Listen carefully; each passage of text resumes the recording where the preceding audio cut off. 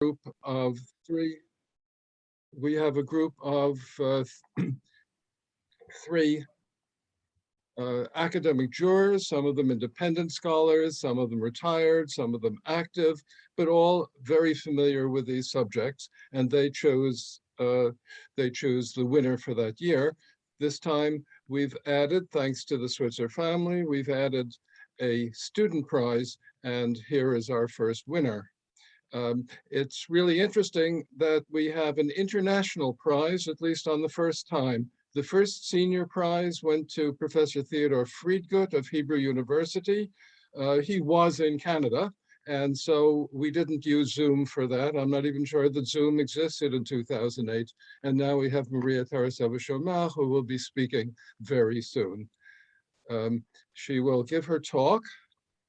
That will take about 45 minutes. Then there'll be about 20 minutes of question and answer or discussion, please, using the chat line. I'll monitor it and bring questions to her attention afterwards. If you're not familiar, you probably are. The chat line is on the bottom of most screens. You can click on it and send a message.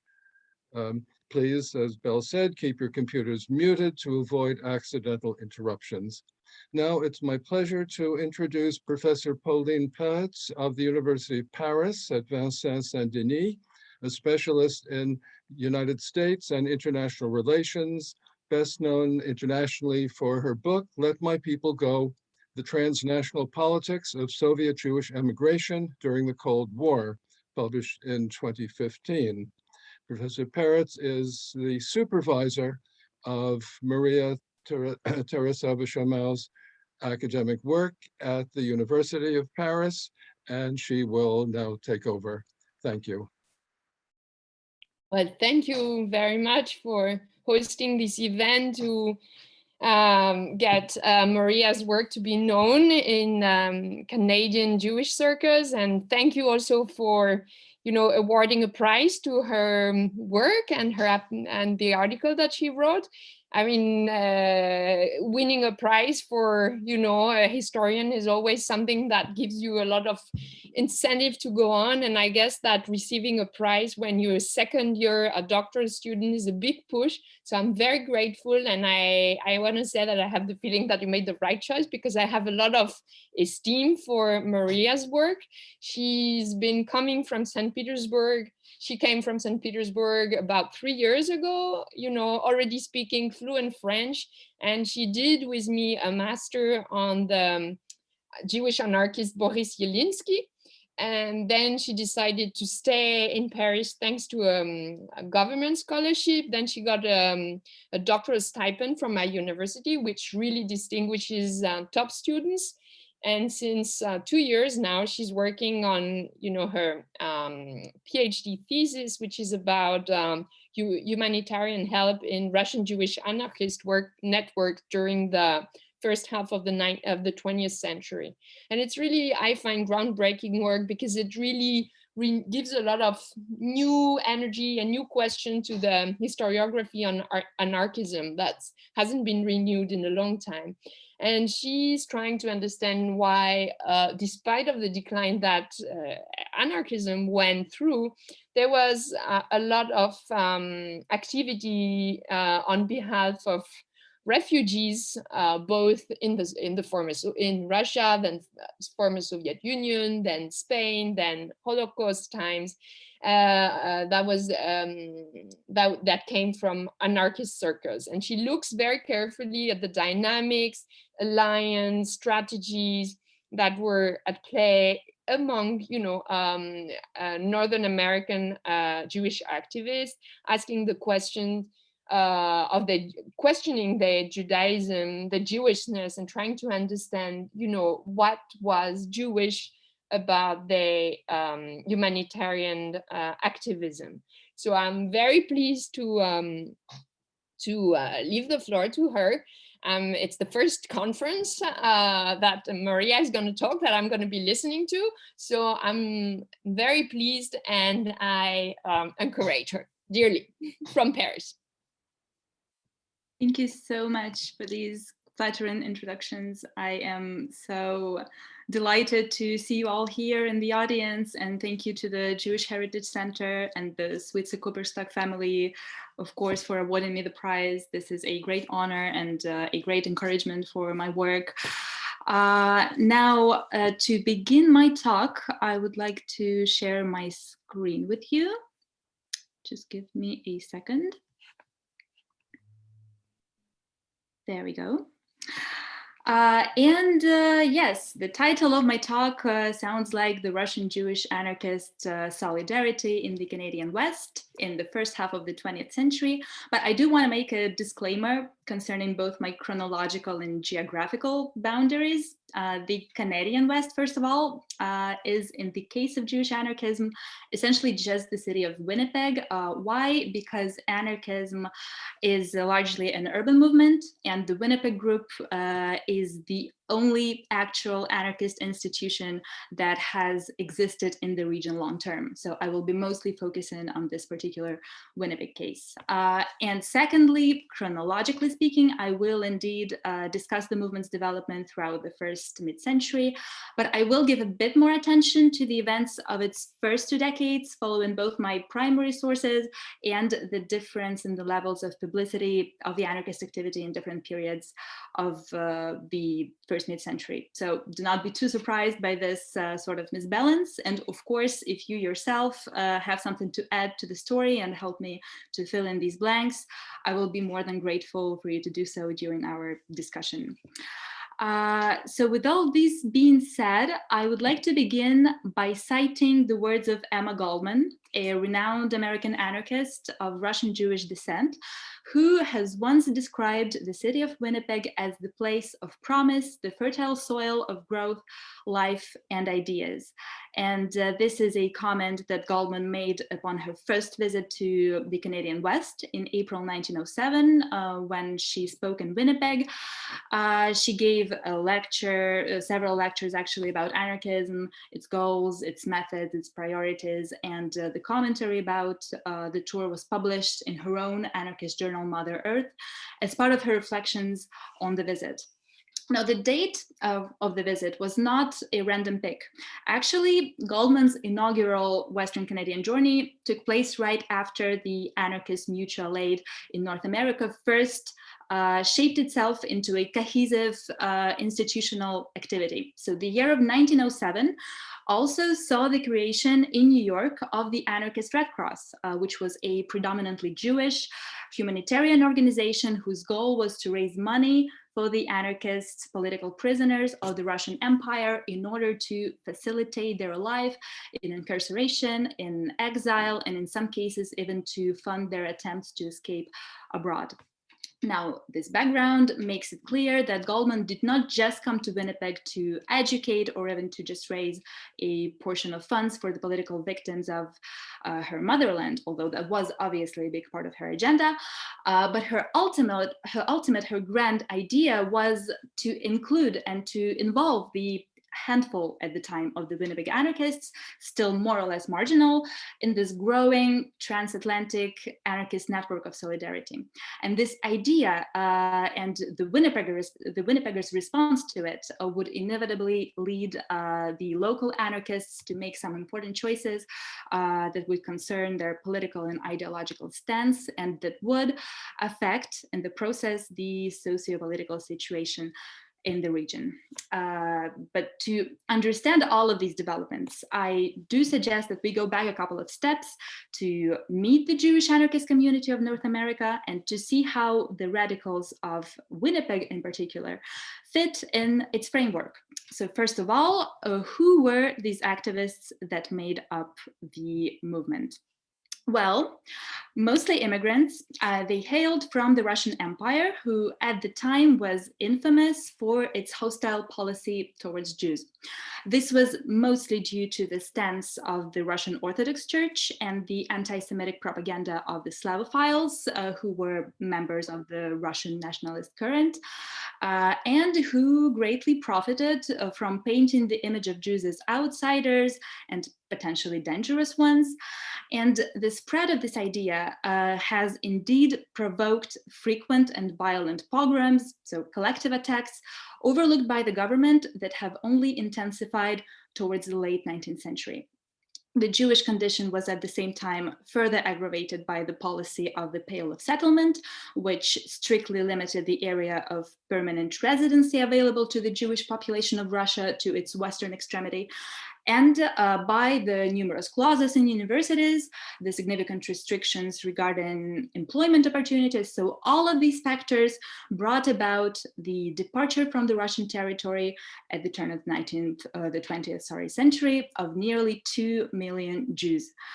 Now, the majority of these emigres, nearly 76%, are estimated to have settled in the United States of America.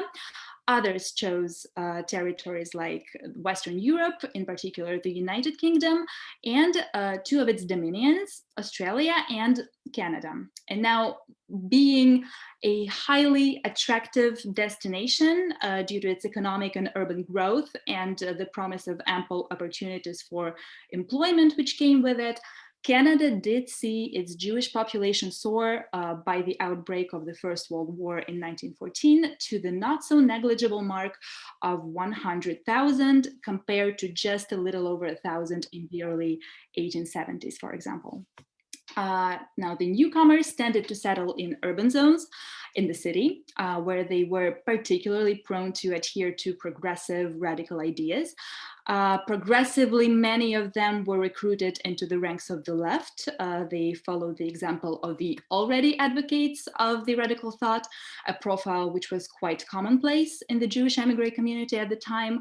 And indeed, the community, finding itself on the margin of the few civil liberties that offered at the time the empires of the old world, was very much receptive to the progressive ideas developing in Europe. And while still in Russia, many of them had adhered already to the Marxist concept of class consciousness. They were pushed to exile, not only because of their ethnic and religious Jewish background, but also because of their political convictions, possibly even revolutionary activity. And some of the refugees were at the time clandestine members of the Bund, the General Jewish Labor Federation of Lithuania, Poland, and Russia, which was a secular Jewish social democratic party organized in 1897. At the same time, other activists adopted a more radical stance, joining the anarchist current, which had for some time been gaining popularity among the European workers under the influence of the French philosopher Pierre-Joseph Proudhon and the Russian thinkers Mikhail Bakunin and Peter Kropotkin. So these two factions, anarchism and social democracy, although they are often presented as rivals, essentially had a common basis. Both were founded on the ideals and values of collectivism, of mutual aid, and of social equality. But there was one significant difference, which consisted in the role of the state. So while social democrats saw the state as this ultimate source of economic and social welfare of the people, and they wanted to see it grow and be in charge of multiple domains of the society's life, the anarchists denounced completely the grounds for the existence of the state, and they firmly condemned any form of social hierarchy, of constraint, and of privilege. Now, along those lines, one could think that what differed the two movements was their attitude towards violence. Remembering this romantic sort of 19th century image of propaganda by the deed, which was essentially violent direct action meant to act as a catalyst for revolution. Well, truth is, this kind of bomb throwing existed, but it largely stayed in the 1860s, 1880s at the latest, when the assassination of the Russian Tsar, Alexander II, 1st of March, 1881, came as a great shock, and not a pleasant one, to most of the Russian and European population. And it was eventually decided that violence had actually more repercussions of reputational kind, especially to its perpetrators rather than to the personalities and groups that they targeted. So the turn of the 20th century would, of course, still see some propaganda by the deed episodes, even on the American continent, like the 1892 assassination attempt of the US industrialist Henry Frick, or the 1901 killing of the US President William McKinley, both, by the way, perpetrated by Eastern European anarchists. But the anarchist movement in general had by then largely abandoned its discrediting violent ambitions to focus on propaganda by the word, meaning education, on community organizing, and on mutual aid. So to draw a line, anarchists versus social democrats, they had largely common goals, but not quite the same, and largely common methods, but not quite the same either, because on top of community, social democrats also relied on institutional political change, which to the anarchists was pretty much out of the question. And so it should not come off as a surprise that social democrats and anarchists did not always get along at home as well as in emigration. And their conflict became particularly obvious ever since the launch of the mutual aid campaign for political prisoners in Russia, which began in the early 1900s. As Russian and Jewish politically involved exiles, both in Europe and on the American continent, began to set up fundraising networks to assist the so-called politicals, so political prisoners, there quickly arose the issue of partiality in favor of the social democratic victims of law and order, as opposed to anarchist ones. Indeed, the imprisoned anarchists of Russia testified that the financial aids that were originally destined to all prisoners, regardless of their political convictions, were being sent exclusively to the members of the social democratic current. Now, what was the anarchist response to it? Well, to cut all ties with social democrats, to accuse them of discrimination, and to establish a separate, exclusively anarchist relief campaign, which would be launched as early as 1905 by the radical immigrants of London, England. And soon, following the example of their counterparts, the anarchists of the US East Coast developed this initiative into a true international solidarity network under the title of the Anarchist Red Cross, which between the years of 1907 and 1913 established a number of its fundraising branches in the cities of New York, Chicago, Philadelphia, St. Louis, and Detroit. You can see all of these hubs on the map marked in red. And for the most part, this quick spread of the network was made possible by the pre-existence of the anarchist infrastructure in the area, meaning some Russian and Jewish radical groups had already been present there, at least since late 19th century. And now, of course, these groups had been far less institutionalized, they were less connected among themselves than they would be within this new Red Cross network.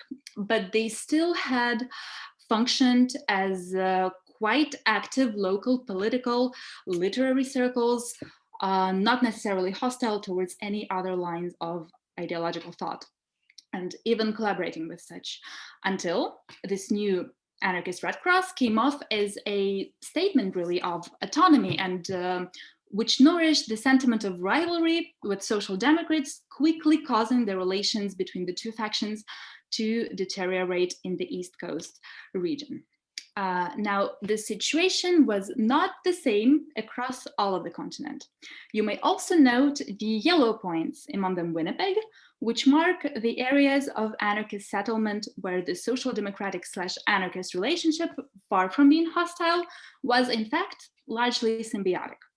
These communities, that of the US state of California, but also those of the Canadian cities of Toronto, Montreal, and Winnipeg, were mostly new, and they only started forming around the early 1900s.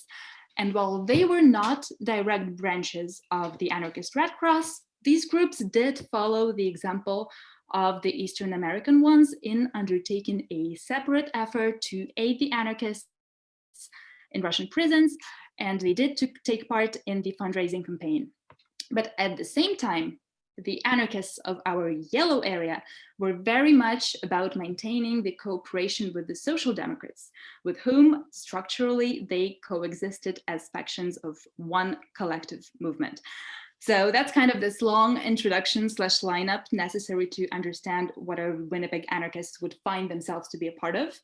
And now I suggest that we zoom in to take a look at what was actually going on locally and how all of these conflicts and developments affected the radical thought of the Canadian West and of Winnipeg in particular. So, Winnipeg, year 1907. Both anarchists and social democrats stand at the origins of the newly formed local organization Arbeiterring, which is actually a branch of the more general eponymic network, also known under its English title, the Workmen's Circle. The network was first established in New York in 1892 and had ever since spread across the continent in form of local branches, which functioned as a social, cultural, distinctly Jewish organization with a strong socialist basis. Now, when I say socialist basis, it's actually more of this general idea of the progressive Jewish left with a strong, mostly secular ethnic and cultural identity. So really, the Workmen's Circle was conceived as this kind of mixed ideological Jewish milieu, which included social democrats, communists, syndicalists, labor Zionists, Bundists, and eventually anarchists. The anarchists here are lost and least overall, right? Because ever since our East Coast rupture over the question of mutual aid, the anarchist position within the Workmen's Circle and the Jewish left in general became, well, delicate if not completely outsider. In Winnipeg, as well as in other localities of our yellow area here, things were for a while very different, especially in terms of identity, which stemmed from the group's more or less marginal position with regard to the anarchist movement. They were located far away geographically from the anarchist core, quote unquote, so East Coast.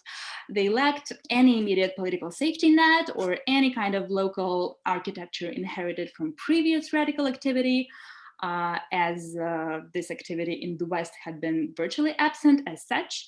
And as a result, it's only natural that these radical emigres had more of a tendency to rely on their ethnicity and view it as this kind of shield from emotional rift of displacement, a direct citation, by the way, from the Franco-American historian Nancy Green. So the anarchist cosmopolitan tendencies notwithstanding, in the absence of immediate political ideological support system, it is this personal, ethnic and cultural identity of a militant that prevailed, especially since the reliance on an immigrant community of compatriots, even if not always completely like-minded from a political point of view, appeared to be a more feasible and easily accessible option, geographically speaking. All this is to say that the anarchists of Winnipeg were significantly more inclined to form alliances with their progressive compatriots locally, rather than gravitate towards the core movement on the East Coast. And the anarchist activity, especially at its very beginning in the 1900s, would be organized within this general Jewish milieu called the Workmen's Circle. Its different currents would form one big collectivity where they would meet to read and discuss literature, to exchange their social and political ideas, to try and find compromise between them, and eventually to implement this compromise in form of local social projects, particularly those related to schooling. Among them was, for example, the quite elaborate Isaac Leib Parrott School Project, which was a bilingual Yiddish-English school. The project was brought to life in 1914 after several years of careful planning and fundraising, including on the part of anarchists. But at the same time, in addition to these Arbeiterring projects, the anarchist community also held their own separate activities. And those were mostly delegated from the core of Jewish anarchism in America. Namely, since 1907, the famous launch of the anarchist mutual aid program, different lecture tours and visits were organized to receive namely two grand figures of transatlantic anarchism, Emma Goldman and Rudolf Rocker. The proceeds from the lectures, which sometimes charge an admission fee, other times ask for donation during the event, often both, went straight to the Russian Political Prisoners Fund in New York. In the same year of 1907, Winnipeg saw the creation of a distribution outlet for Goldman's anarchist journal Mother Earth, and the Winnipeg anarchist leader Samuel Prasso became its local agent and contact person. So apparently, as the movement's humanitarian agenda raised more and more awareness among the Winnipeg activists, it also progressively steered the identity of the local anarchist group towards its ideological roots. Having started out as this sort of vague community, a current within the Jewish left, it would now take on a whole new form and title. And now that is something that we discover in Sam Prasso's 1912 letter to Peter Kropotkin to Moscow, Russia, which gives us a truly unique glimpse of the mutual aid structures of Winnipeg's Jewish left at the time.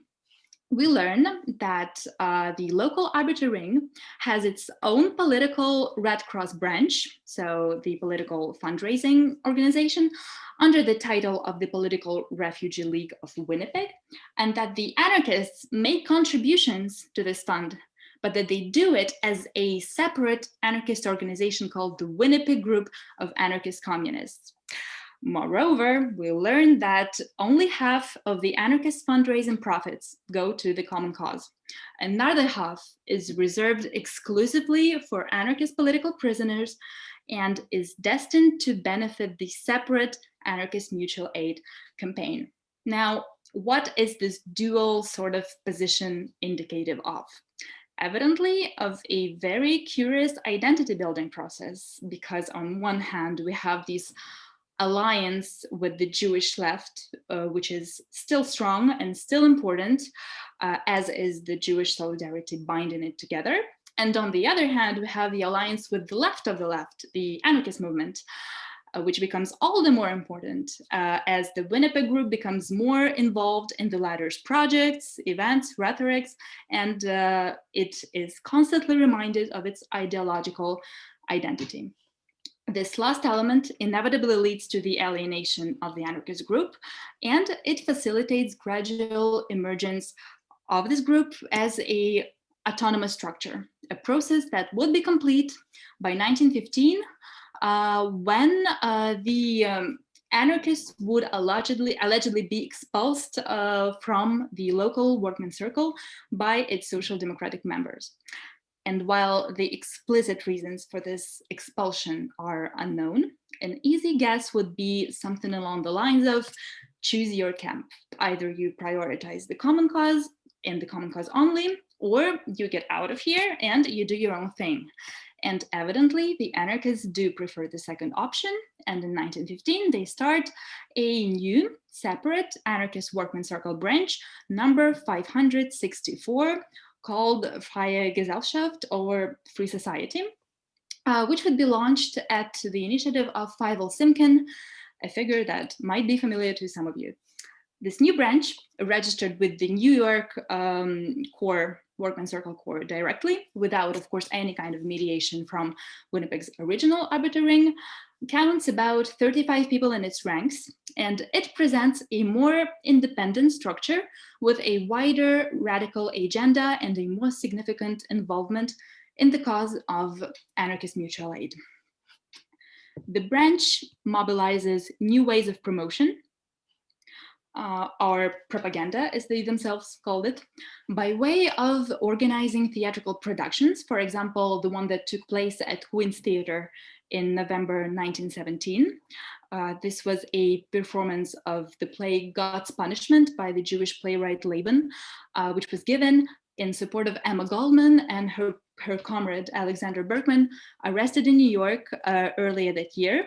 And the production was followed by a political meeting, all of which was advertised in Das Jiddische Wort, the Israelite press, the radical-leaning Yiddish newspaper, founded again by none other than Feivel Simkin, the anarchist branch founder and a longtime schooling activist of the Arbeiter Ring.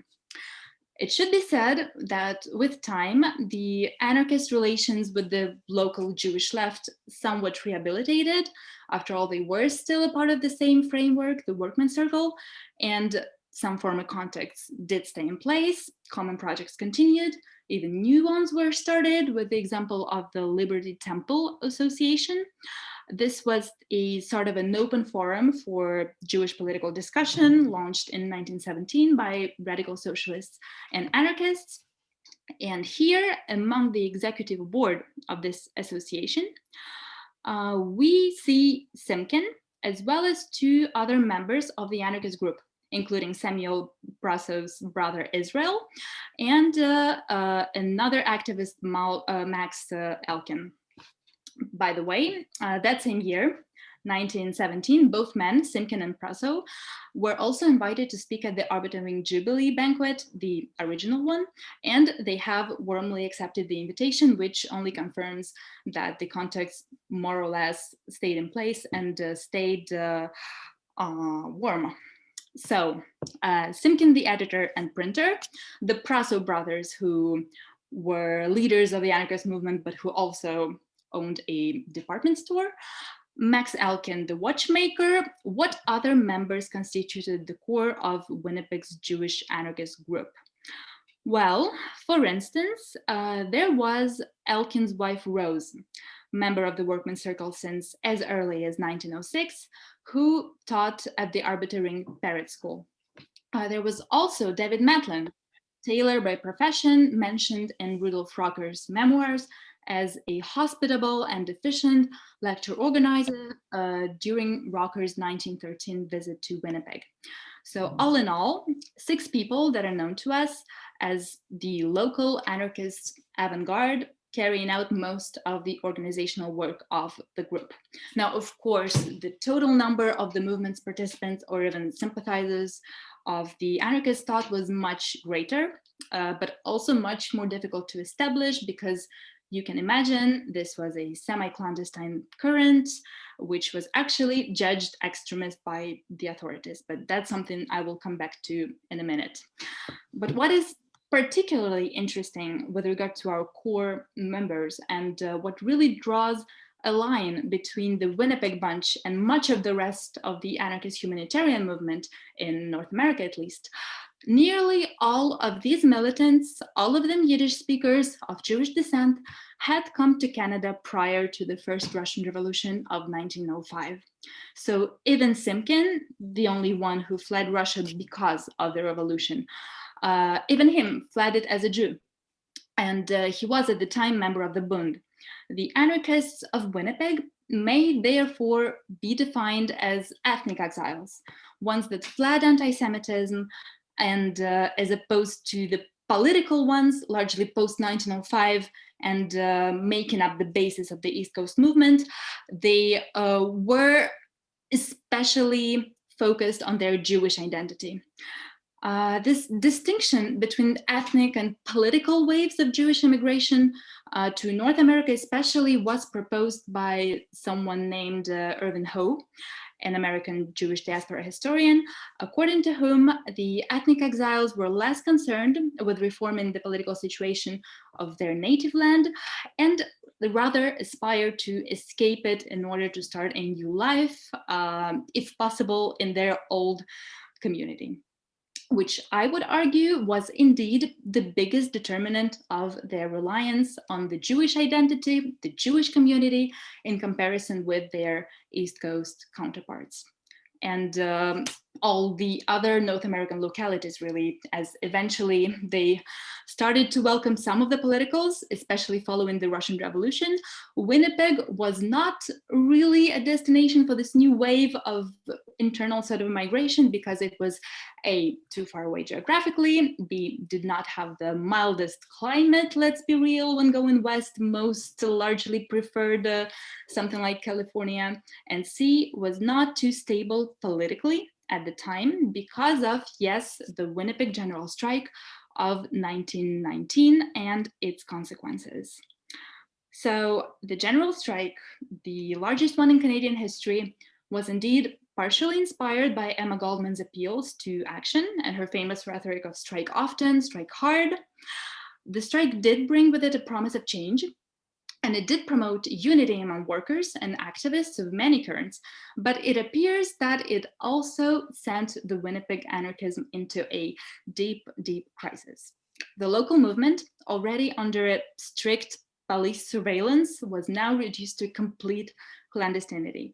The local witch hunt was all the more enforced on a federal level as the Canadian government, following the strike, changed its Immigration Act so that even British-born immigrants could be deported. And the Canadian Criminal Code's definition of sedition was broadened as to ban quote-unquote unlawful associations, meaning the discovery of a revolutionary book or a leaflet at one's home could easily send one to jail for up to 20 years. Well, similar processes were of course taking place in the United States with the Red Scare, the Palmer raids of 1919, the same year, which were forcing many anarchist organizations to disappear, albeit almost always temporarily. The Winnipeg group would hardly survive this predicament, again being barely connected to the rest of the movement and located too far away from it. So finally, what was the anarchist activity in Winnipeg like post-general strike, so post-1919? Well, institutionally, it was non-existent. No more mention is to be found of the Freie Gesellschaft group in the context of anarchism. Now, some of the familiar characters would stay in the local spotlight, like Simkin, who would indeed continue to be very well and widely known as a printer and publisher. Some would move away, like David Macklin and his wife Sarah, who would eventually leave for Vancouver. Others, in particular the Prasso brothers, apparently went into clandestinity, and they would still be evoked by some external members of the Jewish Canadian anarchist movement in Canadian in Canada, but were either very careful so as not to leave any records of their work, or they simply did not do enough for it to make a real difference on a local level. For the rest of the North American movement, this came off obviously as a disappointment. Goldman and Rocker did come back to lecture in Winnipeg several times in 1925 and 27, then in 1934 and eventually 39. But all of these visits were judged as unsatisfactory overall as far as the public response and the local organization were concerned. The one comment that actually really stood out was that many of the activists appeared to be distracted due to their own issues, especially of health-related character, as a result of their advanced age and of the prairie's very cold and penetrating climate. I'm citing Goldman here. Younger and healthier members, on the other hand, were difficult to attract into the movement, not only because the popularity of anarchism was at the time on the decline, but also because the local members quite literally did not speak their language. Indeed, as the younger generation of the Jewish progressive left was born on the American continent and was for the most part English speaking, it did have trouble understanding the parents who were unable to converse in proper English, unable to read it or write it, and who still preferred to use Yiddish in their activist work. Emma Goldman particularly lamented this aspect with regard to Winnipeg. She had long time insisted on the importance of English propaganda in order to make the ideas accessible to local population. And indeed, starting from 1920s, the vast majority of the surviving Jewish anarchist groups across the United States and even Eastern Canada would become almost exclusively English speaking, so as to overcome this language barrier. In Winnipeg, however, the links with the Jewish identity appeared to be too strong to easily flip the switch. And lastly, the tradition of cooperation with the local Jewish left has also played a big role in limiting the anarchist group's range of action. Since the success of the 1917 Bolshevik Revolution in Russia, the influence of social democracy and particularly its Bolshevik communist current soared in the progressive Jewish milieu across America. So the communist factor imposed new limitations on the anarchists who, in order to continue to benefit from collective forums, from conference halls, to maintain their access to the general public interested in leftist ideas, indeed had to restrain their invitees from publicly criticizing the Soviet regime.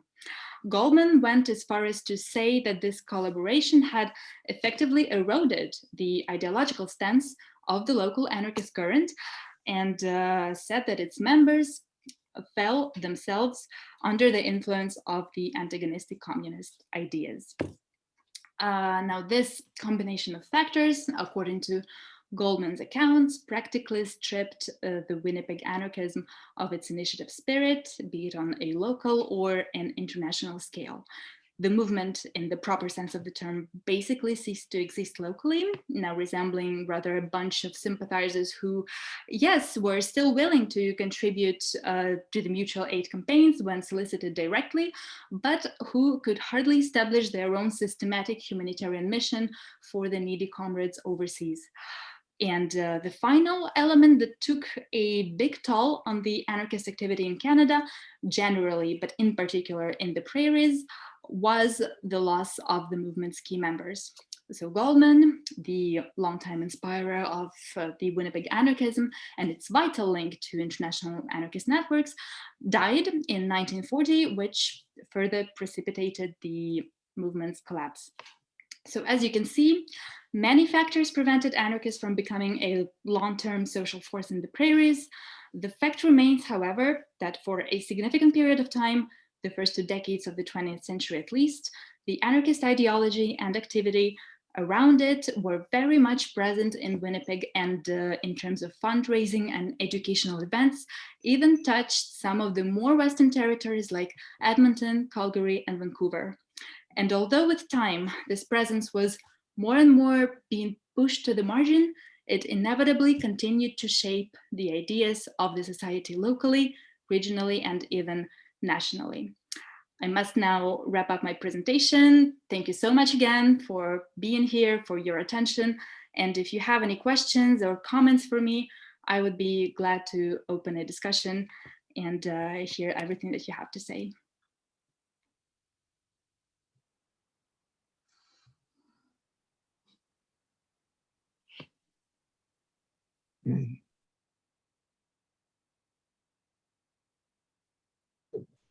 Thank you very much, Maria, for this very thorough and very well presented discussion. Interesting to see that you've continued working since your original paper, and I see a number of changes of emphasis that is very appropriate and works very well, because this is part of a longer project. While questions are being formulated, let me ask you, in your paper, just a very isolated point, you make a number of references to libertarians. Now, in contemporary North American speech, libertarian and anarchism doesn't really seem to be united. So perhaps you could say a little bit about what you mean when you say libertarian in the context of your paper. Absolutely. Actually, I did decide to only pick one of the terms so as not to create a big confusion during the presentation. But I do use the word in my written work because the anarchists themselves used it. So to them, libertarianism, if you wish, was anything that was about liberty, anything that was about being free from, like I said, constraint, privilege, the state, and to them, the two ideologies, anarchism and libertarianism, well, it was basically synonymous. Now, to draw a line and kind of try to define libertarianism in today's terms, and to make clear what the difference is. Actually, the libertarianists, as we know them now, are people who do not deny the state completely, but if you wish, it's this sort of utopian idea of the state existing to serve its people and only the wishes of its people. So basically, if the state does something that at least one person, it includes, does not want and does not wish actively, the state is illegitimate. So that's kind of the difference that exists here, because the anarchists obviously would say, no, that is completely impossible. Any kind of state should not exist. So that's kind of where the confusion might come from. That's why I decided not to use the term today, but that's also the definition that helps us understand that there are quite a lot of similarities in the two terms also. So that's why the anarchists at the time used the terms interchangeably. Hence the Liberty Temple, among other things. Right. Paul Switzer asks about the relations between the Jewish and non-Jewish left in Winnipeg. So perhaps you could say something about, well, the first of all, the anarchists in general, whether there were, I'm sure there were Italian and Ukrainian and other anarchists, and possibly the broader left, Jewish and non-Jewish. Yes, actually, I might not have sufficient information to give a quality answer to this question. I did, however, try to dig a bit into this topic because obviously I was curious myself. I did write to Travis Tomchuk, who I did see at the beginning of the lecture. I don't know if Travis is still here. Maybe he would have something to add. But he confirmed to me actually that he himself, having done some research on Italian anarchism across America, across all of North America, he did confirm that he, just like myself, did not come across any mention of any long-term non-Jewish leftist and especially anarchist movements in Winnipeg especially.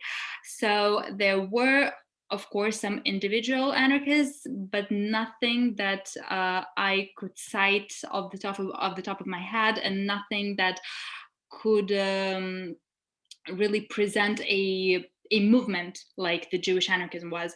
Now, there were some Ukrainian activists who mostly kind of floated around the workman circle, if you wish. So they did not create any kind of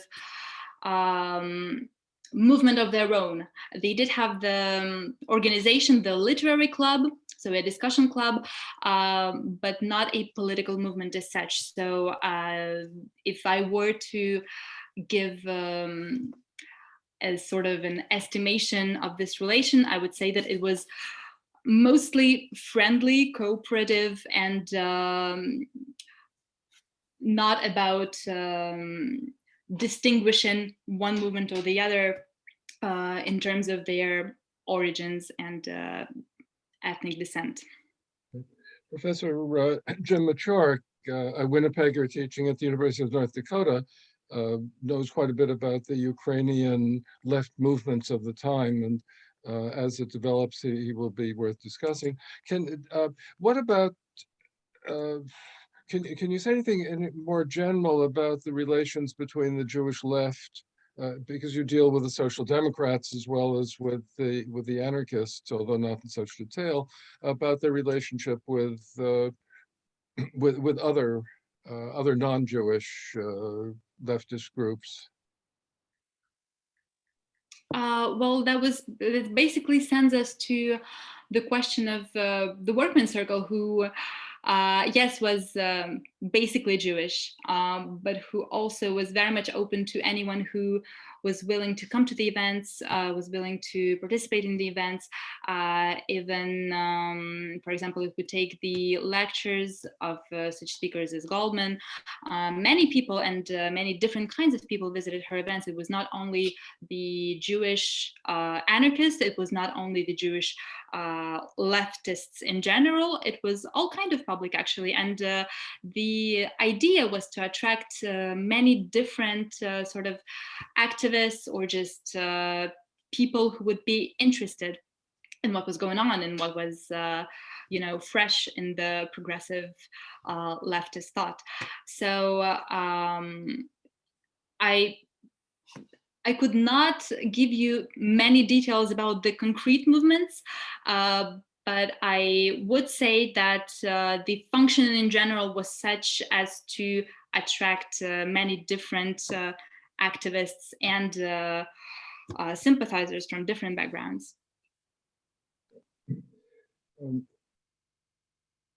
Let me ask one more question before we I see there is something from Alan Mills.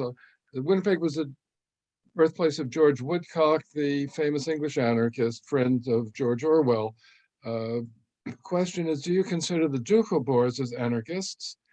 They had colonies in Western Canada, originally Verrigan, Saskatchewan, I'll add, but of course they weren't Jewish. That is a wonderful question, because there was a whole debate actually in, well, it's kind of an interesting bit that I came across studying Alexander Berkman's correspondence, who was actually in touch with some of the Doukhobors who wanted to themselves, who wanted to rally to the anarchist movement, but any kind of cooperation that would last did not happen, because there was the question that they were completely unable to solve, and that is the question of faith in God. So Doukhobors were very much about this Tolstoyan sort of anarchism. So this idea that one should apply to themselves and their life the rules of the mode of life of God, so of Christianity. And Alexander Berkman was replying, listen, I understand, your principles are as good as ours, they're basically the same as ours, but we could never ever rally a group that would defend the existence of God. Of course, anarchists did not believe in God, and they were a completely secular group. So that is an interesting question of definition. That being said, some anarchists believe that if you consider yourself an anarchist, then you are an anarchist. So this is this sort of idea of auto-identification. But I think the response to your question about Doukhobors is whether or not you consider the fact of believing in God or not, of being secular or not, the defining criterion. Because if yes, then of course we could not consider the Doukhobors as anarchists. I see there's a couple of people, at least one anyway, who's finds me as an intermediary to be not helpful. So I will ask whether there's anyone who would like to ask a question directly. Please keep it short, or comment. Please keep it short, and let me know so I can recognize you. And while that happens, let me ask you, what's the attitude towards private property among the anarchists that you're working with? Simkin, of course, is a publisher, a private property. I don't know that Max Elkin, as a watchmaker, was had a business, or whether he worked for someone, but I suspect he was an independent entrepreneur. Were there any issues there? Yeah, that's an interesting question, because actually, anarchists did believe in this world where private property would not be necessary, and that everyone could live as one big community, and everyone would be friendly and own everything together, and etc. But until the right moment has not come, which is to say the real anarchist community everywhere could not be created, Oh, we had no choice but to make compromise. And so, yes, the anarchists had to survive. They had to work jobs, which the fact in itself goes against the principles, the original principles at least. Yes, the anarchists had to sometimes own enterprise because that gave them some leverage in terms of distributing their work, making their work known and making their ideas known. They did even, there was this kind of scandalous episode on which I did not focus much during the presentation, but you might know that Rose Elkin, who is known to be one of the core anarchist members, actually was elected to the post of the school, to the school trustee board, which was a strategic move by the anarchist Workmen's Circle branch in order to defeat this other guy who was also the school trustee, but who was proposing completely unacceptable ideas. And so they needed to have their own person there to at least make a change where they could make a change. So to answer a question shortly, no, it was not exactly orthodox. I'm making big question marks here. Sorry, what are they called? Well, you see, I'm sorry, it's been a while since I spoke English. But they kind of had to apply these measures when they saw that it could make a difference. I'll just toss in before the next question that the defeated Max Steinkopf, who was defeated, was closely associated with the Committee of 1000, the business group, a citizens group so-called, that worked to defeat the general strike. So he was, although he was Jewish, he was very much disliked by the Jewish left and others.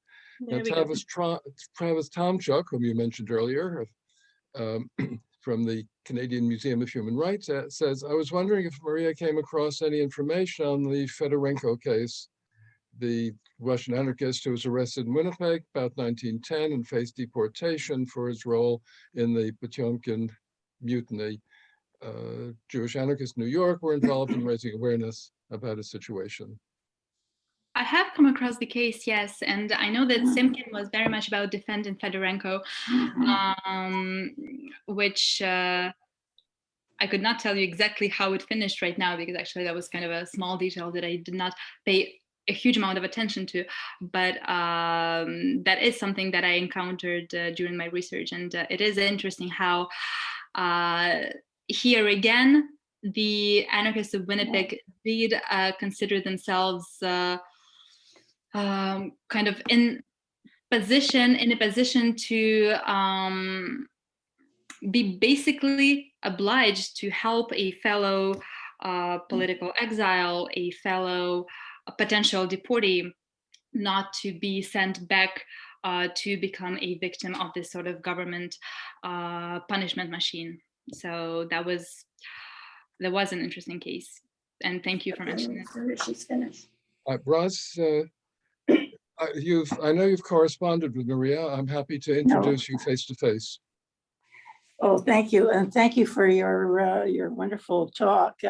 I thought you might be interested in several things that I found. The first was when Emma Goldman came to Winnipeg. She did give 5 lectures, 3 in English, 1 in Yiddish, and 1 in either German or Russian.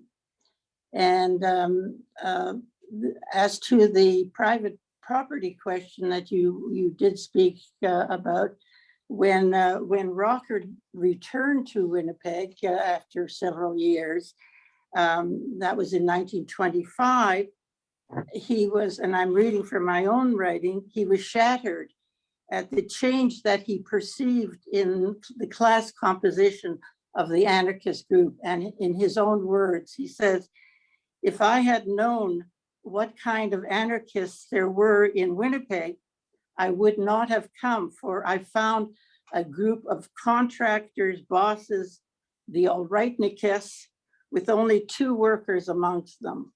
So that was quite interesting to see the changes within the anarchist group. Again, thank you for your talk. It was really illuminating. Thank you for these comments. Thanks a lot.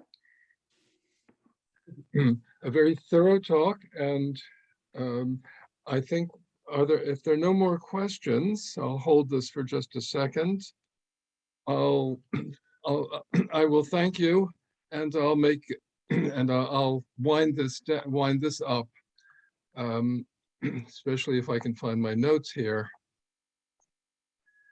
So I thank Maria Tarasova-Chomard for her wonderful contribution to scholarship and for a terrific launch of the Student Prize. I hope there will be more submissions in the future for the prize 2 years from now. I look forward to them. And the Switzer family has given us, through this endowment, a whole series over a number of years of fine intellectual experiences, and pushed forward the scholarship on Winnipeg Jewish history, and Jewish history, which broadens also to Saskatchewan and to British Columbia, looking back at the papers that we have received.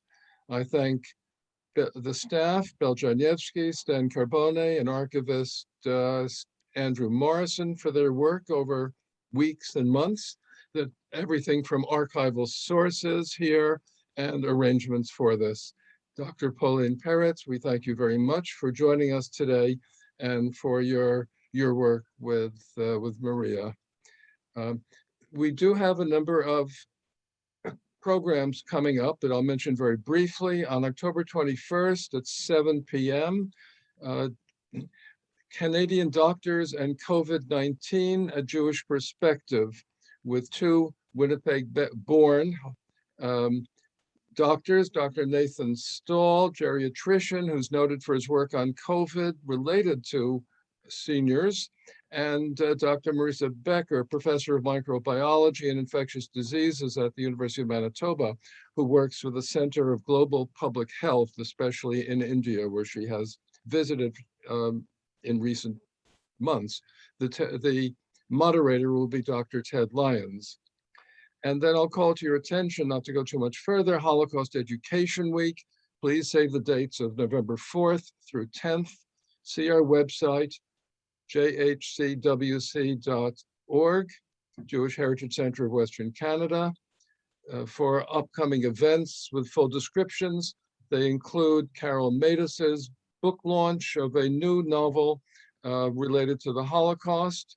Another one is the awarding of the Rossner High School Essay Prize, and a discussion with Kelly Hebert, who is a finalist for the Governor General Excellence in Teaching Award.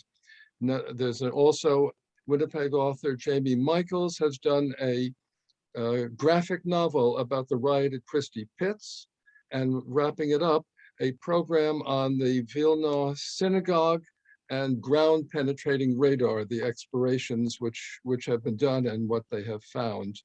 If you'd like to get updates on these and other programs, please sign up for our newsletter by writing to jewishheritage@jhcwc.org. Thank you very much for attending. Thank you very much for speaking. And I will say, I'll finish up this fine session. Goodbye and thank you. Thank you very much again. Goodbye. Thank you so much, Maria. Thank you.